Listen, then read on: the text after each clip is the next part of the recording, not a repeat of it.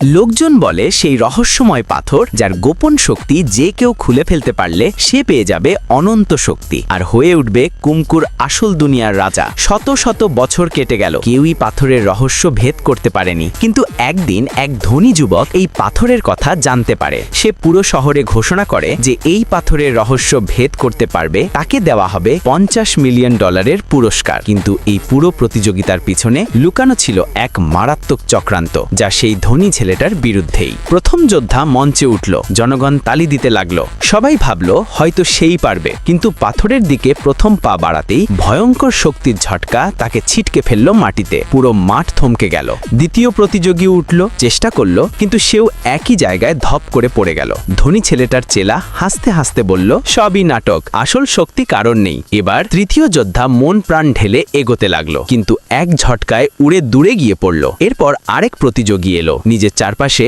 সোনার ঢাল তৈরি করলো এবং দৌড়ে সরাসরি পাথরের দিকে গেল। ভিড় চিৎকার করে উঠল, এইবার হবে। ঠিক তখনই পাথর থেকে আরেক বিস্ফোরক শক্তি বেরিয়ে তাকে হারিয়ে দিল। সে ধীরে বলল, এটা কোনো মানুষের পাথর নয়, কোনো দেবতার। ধনী ছেলেটা ব্যঙ্গ করে বলল, দেখলি তো, পাথর নয়, তোমাদের ক্ষমতা ভেঙে দেয়, তুইও ছেড়ে দে। সবাই ভাবল আর কেউ পারবে না। এমনকি তার বাবা বলল, ছেড়ে দে বেটা, এটা কারো বাসের না। কিন্তু সে শুধু হাসলো। আজ হয় পাথর ভাঙবে, নয় আমি। সবাই বিস্ময় দেখলো সে ধীরে ধীরে মঞ্চের দিকে হাঁটছে। যত এগোচ্ছে বাতাস তত ভারী হয়ে উঠছে। পাথরের সামনে গিয়ে সে বিন্দু মাত্র দ্বিধা না করে হাত রাখলো পাথরের ওপর। ধনী ছেলেটা হেসে উঠল, এবার দেখ, তোরও শেষ। আর ঠিক সেই মুহূর্তে পাথরের শক্তি বিস্ফোরিত হলো। আকাশ অন্ধকারে ঢেকে গেল, বাতাসে বিদ্যুৎ ঝলসে উঠল। সবাই ভাবল সব শেষ। কিন্তু হঠাৎ সোনালি আলো ফেটে বেরোলো মঞ্চ থেকে, এত উজ্জ্বল যে কারোর চোখ খোলা থাকলো না। আলো থামতেই সবাই হতবাক।